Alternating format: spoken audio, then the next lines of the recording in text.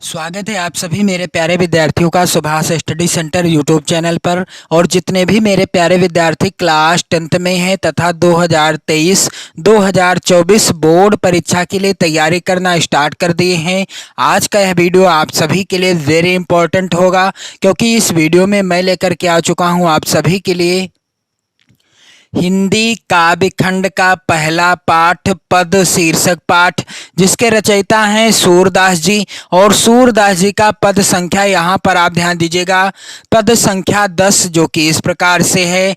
निर्गुण कौन देश को वासी, मधुकर कहीं समुझाए सौहृदय, बूझत साँच नहासी, को है जनक कौन है जननी, कौन नारी को दासी, कैसो बरन देश है कैसो के ही रस में अभिलाषी, पाओगे पुण्य कियो आपनो जोर करोगे गासी, सुनत मौन हुए रहो बावरो सूर सबे मत नासी। तो मेरे प्यारे बच्चों, इस वीडियो में मैं आपको इस पद का संदर्भ, प्रसंग, व्याख्या और काव्यगत सौंदर्य बताऊंगा। और यदि आप हिंदी विषय की कंप्लीट तैयारी करना चाहते हैं और साथ ही साथ अपनी नोट्स भी बनाना चाहते हैं वीडियो के माध्यम से, तो आप चैनल को सब्सक्राइब कर लीजिएगा। और मेरे प्यारे बच्चों, आप सभी लोग ध्यान दीजिएगा, सूरदास जी का पद संख्या 9, जो कि इस प्रकार से है। यहाँ पर आप ध्यान दीजिएगा, ऊधो जाऊं तुम्हें हम जाने। सूरदास जी का पद संख्या 8, ऊधो मन न भये 10-20। और सूरदास जी का पद संख्या 7, ऊधो मोह ब्रज बिसरत नाही। सूरदास जी का ही पद संख्या 6, जो कि यहाँ पर आप देख पाएंगे मेरे प्यारे बच्चों, सखी री मुरली लीजे चोरी। और सूरदास जी का ही पद संख्या 5, मैया हो न चरई हो गाई। और सूरदास जी का पद संख्या 4, मैं अपनी सब गाय चरई हूँ। और सूरदास जी का ही पद संख्या 3, जो कि इस प्रकार से है, किलकत कान घुटुरुवनि आवत। और सूरदास जी का पद संख्या 2, अविगत गति कछु कहत न आवे। सूरदास जी का ही पद संख्या 1, चरण कमल बंदो हरिराई। इन सभी पदों का मैंने वीडियो प्रोवाइड करा दिया है, जिसमें मैंने इन सभी पदों का अलग अलग संदर्भ, प्रसंग, व्याख्या और काव्यगत सौंदर्य से रिलेटेड वीडियो प्रोवाइड कराया है। चैनल की प्लेलिस्ट में आप वीडियो देख पाएंगे। तो यदि आप भी नोट्स बनाना चाहते हैं और 2023-2024 बोर्ड परीक्षा की बेहतर तैयारी करना चाहते हैं, चाहे हिंदी काव्य खंड हो, चाहे हिंदी गद्य खंड हो, या फिर हिंदी का व्याकरण खंड हो, या हिंदी का संस्कृत खंड हो, सभी से रिलेटेड वीडियो आपको मैं क्रमशः प्रोवाइड करा रहा हूं इस चैनल पर। तो आप चैनल को जरूर सब्सक्राइब कर लेना और वीडियो को जरूर शेयर कर देना, अपने प्यारे प्यारे कमेंट भी करते रहना। मेरे प्यारे बच्चों, यहाँ पर आप ध्यान दीजिएगा, सूरदास जी का पद संख्या 10, इसका आपको संदर्भ कैसे लिखना है। तो सबसे पहले शुरुआत के और अंतिम के शब्दों को ऐसे आपको लिख लेना है जब भी आप नोट्स बनाएंगे या बोर्ड परीक्षा में संदर्भ लिखोगे। काले पेन से लिखिएगा, निर्गुण कौन, इस तरीके से डॉट डॉट कर दीजिए। और लास्ट के शब्द हैं मत नासी, इसको भी मैंने लिखा है, रेड पेन से मैंने लिखा है, आपको काले पेन से लिखना है। रेड पेन का प्रयोग आप ना तो नोट्स बनाते समय करेंगे और ना ही बोर्ड परीक्षा की कॉपी पर लिखते समय करेंगे। यहाँ पर आप ध्यान दीजिएगा, संदर्भ इस तरीके से काले पेन से आपको हेडिंग डाल देना है, प्रस्तुत पद्यांश हमारी पाठ्य पुस्तक हिंदी के काव्य खंड में संकलित पद शीर्षक पाठ से उद्धृत है, जिसके रचयिता सूरदास जी हैं। मेरे प्यारे बच्चों, प्रस्तुत पद्यांश हमारी पाठ्य पुस्तक हिंदी आप काले पेन से लिखिएगा, सिंगल इन्वर्टेड कामा के अंतर्गत लिखिएगा। फिर के काव्य खंड भी आप काले पेन से लिख देना, सिंगल इन्वर्टेड कामा में। फिर इसके बाद में संकलित पद शीर्षक पाठ से उद्धृत है, पाठ का नाम भी आपको काले पेन से ही लिखना है, सिंगल इन्वर्टेड कामा के अंतर्गत। इसके बाद जिसके रचयिता कौन है, सूरदास जी हैं, तो रचयिता का नाम भी आपको काले पेन से ही लिखना है। मेरे प्यारे बच्चों, प्रसंग क्या हो जाएगा, इस तरीके से प्रसंग आपको हेडिंग डालना है। और प्रसंग क्या हो जाएगा, यहाँ पर आप सभी लोग ध्यान दीजिएगा, इस पद में गोपियां उद्धव के द्वारा उपदेश दी गई निर्गुण भक्ति का खंडन कर उन्हें अवाक कर देती हैं। तो यहाँ पर आप सभी लोग ध्यान दीजिएगा, इस पद के अंतर्गत गोपियां जो हैं क्या करती हैं, उद्धव के द्वारा जो उपदेश दी गई निर्गुण भक्ति का जो उपदेश देते हैं उद्धव जी, उसी का खंडन करती हुई उन्हें अवाक कर देती हैं, आश्चर्यचकित कर देती हैं। तो चलिए मैं आपको पहले सरल व्याख्या बता दूं, फिर मैं आपको बताऊंगा इस पद की व्याख्या कैसे लिखा जाएगा और काव्यगत सौंदर्य या काव्य सौंदर्य कैसे लिखा जाएगा।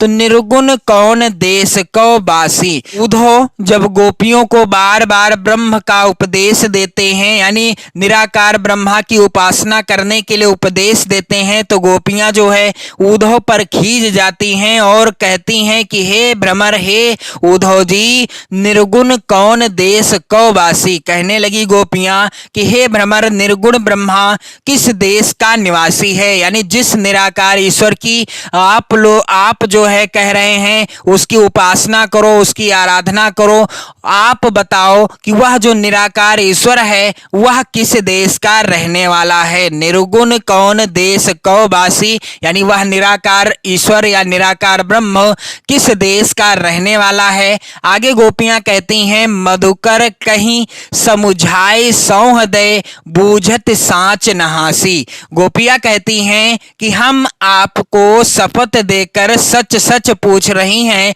हंसी नहीं करती, हमें यह बात पूरी तरह समझाकर बताओ। मधुकर कहीं समुझाए सौह दे, हे उद्धव जी, हम आपको सौगंध देती हैं, हमें यह बात सच सच बताओ। बूझत साँच नहासी, कोई हंसी ठिठोली आपसे नहीं कर रही, यानी हंसी मजाक नहीं चल रहा है यहाँ पर, हम आपको सौगंध देकर पूछती हैं कि हमें सच सच बताओ, ये कोई मजाक का वक्त नहीं है। आगे कहती हैं गोपियां कि हे उद्धव जी, को है जनक, कौन है जननी, कौन नारी को दासी। उद्धव जी से गोपियां कहने लगी कि हमें यह बात पूरी तरह से समझाकर बताओ कि उसका पिता कौन है। को है जनक, यानी उस निराकार ब्रह्मा का पिता कौन है, को है जननी, और उसकी माता कौन है, कौन नारी को दासी। और गोपियां कहती हैं कि उसका पिता कौन है, माता कौन है, स्त्री और दासी कौन है, यानी उसकी स्त्री कौन है, नारी कौन है और उसकी दासी कौन है। को है जनक, कौन है जननी, कौन नारी को दासी। आगे कहती हैं गोपियां, कैसे बरन देश है कैसो, कहीं रस में अभिलाषी। गोपियां कहने लगी कि उसका रंग कैसा है, ये बताओ उसका रंग कैसा है और वेश कैसा है। कैसे बरन, यानी उसका जो है रंग, और देश कैसा है, वेश है कैसो, यानी उसका देश कैसा है।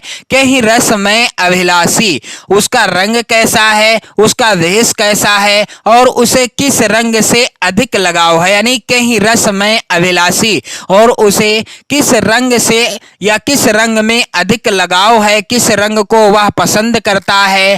पाओ गो पुन सुनो आपनो, जोरे करोगे गासी। गोपियां कहने लगी, यहाँ पर आप सभी लोग ध्यान दीजिएगा कि यदि तुम कपट करोगे, गोपियां उद्धव जी से क्या कह रही हैं कि यदि तुम कपट करोगे तो उसका फल तुम्हें स्वयं मिलेगा। पाओगे पुण्य कियो आपनो, जोर करोगे गासी। यदि आप कपट करेंगे, हम सभी से कपट कर रहे हैं, निराकार ब्रह्म की भक्ति करने का छल पूर्वक जो है छल कर रहे हैं हमसे, और आप कपट करोगे तो क्या पाओगे, जैसा तुम करोगे वैसा ही फल पाओगे। पाओगे पुण्य कियो आपनो, जोर करोगे गासी। क्या कहने लगी गोपियां कि यदि आप कपट करोगे हम सभी से तो उसका फल तो तुम्हें स्वयं ही भुगतना पड़ेगा। सुनत मौन होए रहो बावरो, सूर सबे मत नासी। सूरदास जी कहते हैं कि गोपियों के इन प्रश्नों को सुनकर उद्धव की सारी बुद्धि नष्ट हो गई और वह पागल सा हो गया। सुनत मौन होए रहो बावरो, सूर सबे मत नासी। जब गोपियों के इन प्रश्नों को सुना उद्धव जी ने तो वह क्या क्या हो गए, उनकी बुद्धि नष्ट हो गई और वे पागल से हो गए। चलिए मैं आपको बता दूं व्याख्या आपको कैसे लिखना है। तो निर्गुण कौन देश को वासी, इस तरीके से मेरे प्यारे बच्चों व्याख्या हेडिंग डाल देना है। आप सभी को काले पेन से आप हेडिंग डालना, रेड पेन से आपको हेडिंग नहीं डालना है। तो क्या हो जाएगी व्याख्या कि उद्धव गोपियों को बार बार ब्रह्म का उपदेश देते हैं, उस निराकार ब्रह्म का उपदेश देते हैं। इस पर गोपियां उद्धव पर खींच कर कहती हैं, क्या कहती हैं कि हे भ्रमर अर्थात हे उद्धव जी, निर्गुण ब्रह्मा किस देश का निवासी है, निर्गुण कौन देश को वासी, मधुकर कहीं समुझाए सौह दें, बूझत साँच नहासी। गोपियां कहती हैं कि हम शपथ देकर सच सच पूछ रही हैं, हंसी नहीं करती, हमें यह बताओ, पूरी तरह समझा कर बताओ जो आप कह रहे हो क्या ये सत्य है। तो यहां पर आप ध्यान दीजिएगा, आगे कहती हैं गोपियां, को है जनक, कौन है जननी,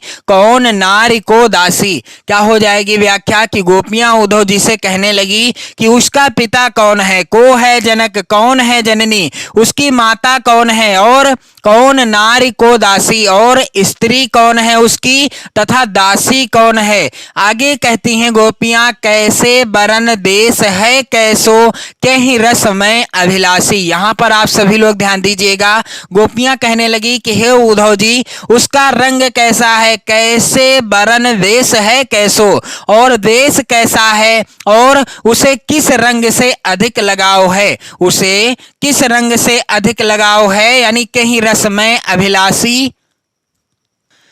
आगे गोपियां कहती हैं, पाओगे पुण्य कियो आपनो, जोर करोगे गासी। क्या कहने लगी गोपियां कि हे उद्धव जी, यदि आप कपट कर रहे होगे, यदि तुम कपट करोगे तो उसका फल तुम्हें स्वयं मिलेगा, यानी उसका फल स्वयं पाओगे। आगे सूरदास जी लिखते हैं कि सुनत मौन होए रहो बावरो, सूर सबे मत नासी। तो मेरे प्यारे बच्चों क्या हो जाएगी व्याख्या कि सूरदास जी कहते हैं कि गोपियों के इन प्रश्नों को सुनकर, गोपियों के इन प्रश्नों को सुनकर क्या हुआ, उद्धव की सारी बुद्धि नष्ट हो गई। सुनत मौन होए रहो बावरो, सूर सबे मत नासी, यानी उद्धव जी की सारी बुद्धि नष्ट हो गई, यानी मत नष्ट हो गई और वह पागल सा हो गया। सुनत मौन होए रहो बावरो, सूर सबे मत नासी। गोपियों के इन प्रश्नों को सुन करके उद्धव जी की सारी बुद्धि नष्ट हो गई और वह पागल से हो गए।